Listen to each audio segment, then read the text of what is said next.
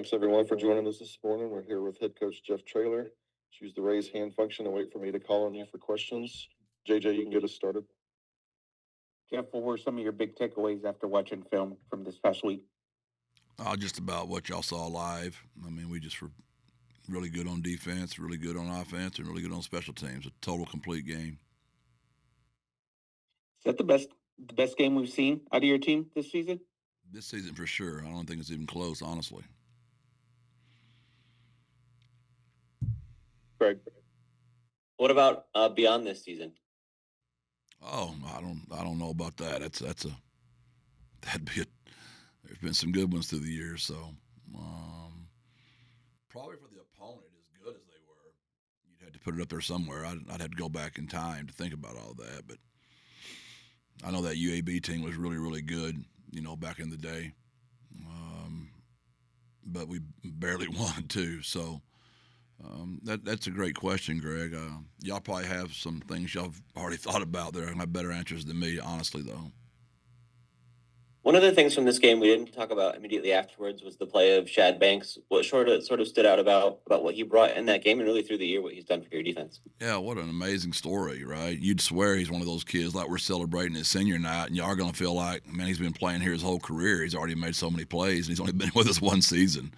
And he's just such a neat young man. His smile, just his energy, his leadership. He has epitomized what a zero should be like in that jersey, man. You mentioned the seniors. How are you guys celebrating them this week? What does that kind of plan look like for your group? Yeah, same as always. Their parents will be out there, their family members. We'll honor them before the game. And we're having Thanksgiving for everybody Wednesday night. So we'll get to spend some time with them as a staff and a team, and had some boosters step up that I'm very grateful for that paid for those kids to have a good Thanksgiving dinner together. I hope I'm not missing anybody here, but it seems like Dan Dishman, Demetrius Allen, and Jaron Randall are the guys who you recruited here out of high school and played here 4 years. Do you kind of reflect on or celebrate those guys any differently just because of how rare that is nowadays for someone to spend that long at a school? We talked about it yesterday. Even Robert Henry. I mean, I know he came from JUCO, but he stayed, right? Those guys chose to stay.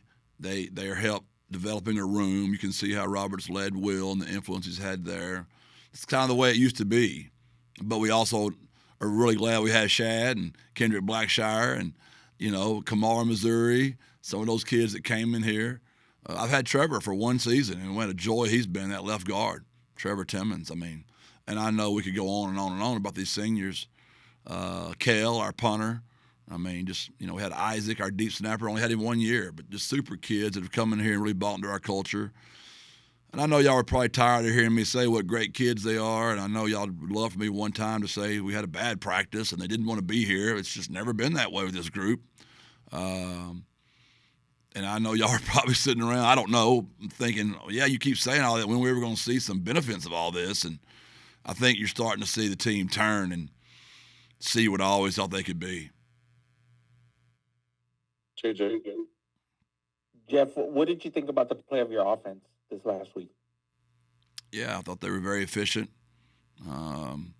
Just their effort was unbelievable. Just gritty. You tell me we're going to play without our tailback, our number one tailback, our number one wide receiver. We're going to lose our starting right guard and our backup right guard. We're already playing with our starting right tackle, but DeAndre's played great. Then our left guard got hurt. Then our left tackle got hurt. And we played without Dan as well. I don't know if anybody would have guessed with all those people out, even with our starters out there, would we have guessed we'd played that well versus East Carolina, a top 10 defense in the country. I wanted to ask you about, for lack of better terms, the gadget plays. You guys have been pretty successful on those. What do you think has led to that? Are they just each one's a little different? Oh, just kids executing plays. I like to have fun. It's always been kind of the thing I like to do, and kids enjoy them. And I know defensive coaches because I've coached defense before too. You run one of those things, and they're going to work on the heck out of them all week. And very rarely do we run the same one a couple times in a row, but those always work because they think you're not going to do it because you just did it. So they've just been hitting right now. I mean, we had another one in the game, and Patrick fell down, or it's a touchdown too. So just fun. I enjoy them. It's one of my sayings. Will Stein still uses it to this day. You can't score if you don't try. I mean, you got to score to try. You got to try to score, man. You can't just run inside zone the whole way down the field and throw hitch routes. That's boring. I don't enjoy watching that personally. Jeff, what did you think about the play of Will Henderson, his first start as a young back, and you guys used him a ton? It doesn't surprise me. It's who Will's always been. Huge fan of Will. Love that kid. Really happy for him. Greg. Jeff, we learned after the game that part of the motivation for your guys was something one of the ECU players said apparently on a podcast. And I know after Tulane, there were some similar situations with things that you guys found and kind of leaned on leading up to the game. I'm just curious, can you take us through, how do you find that stuff and how do you use it with the group to get some extra motivation? Oh, every team's doing it. I mean, it's just we just have coaches assigned to watch it. So it just helps with practice and motivation. I don't know if it does anything on the game day, but I believe it helps in practice and motivation. Do you think there's any reason that your players respond to that sort of thing as passionately as it seems like they do? We're no different than any other team. That's just football. You're just it's a long season, man. You're trying to find some reason to keep them going. So anything you can do to get them to want to practice, the key is practice. Practice makes permanent. Perfect practice makes perfect. You don't practice correctly, you don't play correctly. So you're always looking for some kind of an angle, especially this type of year, this type of season, and this time of season. You're just trying to find a reason to keep them going. You talked about some of the injuries already today. We saw Kamar Missouri and Daryl Jones both go down. Does it look like they'll be out for an extended period, or what's the outlook there? Saturday, there'll be an injury report right before the game. That's really nice that Tim Pernetti, our commissioners, let us do that so we could answer all y'all's questions the same. But thank you for your concern for our children. Right. Yeah, we're not going to know exactly how Davion Hurth is doing along those lines as well, but I did want to ask about kind of his development. It seemed like he came in here, and even this year is listed at 255, and I know he played some snaps at fullback for you guys. Yeah, what's it been like the last couple of years, like his development and how you brought him along to get him to the stage he's at now? He's just a really competitive young man that obviously we've got to, put some weight on him and get him bigger and stronger, but he's a really good ball player. Went out there and played his tail off. The few snaps he got to play before he got hurt, he was competing now. He was listed at 295 last year. Is that just a generous roster listing, or was he actually heavier then than he is now? No, it's all accurate. Yeah, he got sick and he lost a lot of weight, and he's just trying to get it back. I told him what a terrible thing that is, that he has to eat all he wants to. I wish that happened to me just once. We hadn't seen his name pop up on the depth chart. I know he's been in a couple games this year. What was it that he showed you in practice, or how did he kind of earn the opportunity to go out there in this spot? Heck, Greg, we're out of people, buddy. We're putting anybody out there right now. But Davion's a good ball player. He's just young and he's small, but he's a really good ball player. We put some weight back on that kid. He's going to be really special for our program. Great kid, competitive, love him. Nothing negative to say about Davion at all. But that's where we are right now. We got to get whoever's out there, we're going to put them out there. And Davion went out there and answered the bell like all of them did. Every one of those kids, when they got their opportunity. Jonah Miller went out there and competed his tail off. His first time out there in real action. And playing with a broken hand, with a cast on. And just competing. Guys that lose 40 pounds and guys that have casts on, that you don't really want those guys on the O-line until, Davion gets bigger and stronger, but he just knew he had to go, and he played his tail off. And Jonah wished he didn't have a cast on. He wished his hand wasn't broken, but he had to go. We were out of people. Jonah's kind of an interesting story, too. I know he coming in here. We talked about how he had lost a bunch of weight and had to kind of rebuild his body. What has the process been like with him the last couple of years? Very similar to what Davion's going through. Jonah's been through it, right? And Jonah's on the other side now. It goes back to our nutritionist, Paul. He just does an amazing job. Our strength staff has done a really wonderful job. I'm really proud. I know I complain a lot about us investing more But we have invested since I've been here in 6 years. The commitment Dr. Compost has made to our nutrition. We actually have one for our Olympic sports now, and we have one for our football team.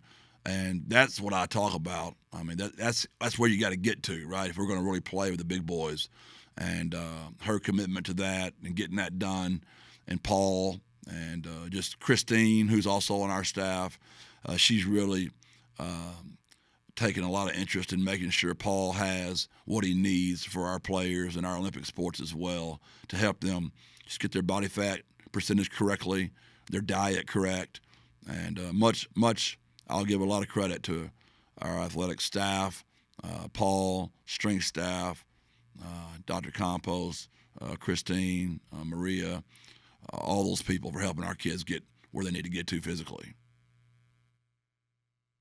JJ. Jeff, it seems like the last few weeks we've seen an uptick in tight end use. What do you think has led to kind of more production out of that group? Just opportunity. I mean, it's just the progression. We've been throwing the ball down the field really good, scoring guys on big plays, and if you'll look, when we're running deep, they're running out of there. So the check downs have all been there, and a lot of underneath stuff, and the tricks have kind of gone through them a little bit, and some delay stuff, some screen stuff, just some underneath stuff because everybody's playing our receivers. You know, AJ and Devin have had real success at getting down the field lately, and that's got people backed off. I wanted to ask about the play of Owen. I think he has as many touchdowns right now as he did all of last season. What have you seen out of him?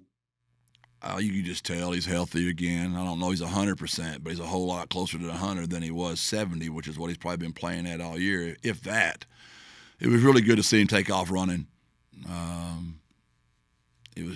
told him he looked like Michael Vick, the old lefty running around out there. It was just good to see. Looked like an athlete sliding. I mean, he just didn't look like a stoved up, broken old man like his head coach running around. Greg. Jeff, as we look ahead to this week, what is it about Army that has allowed them to have some success against you guys in the Alamo Dome where really very few other teams have? Just the way they play. They play everybody close. It doesn't matter. They've had 7 one-possession games this year. They lead the country in time of possession over almost 37 minutes.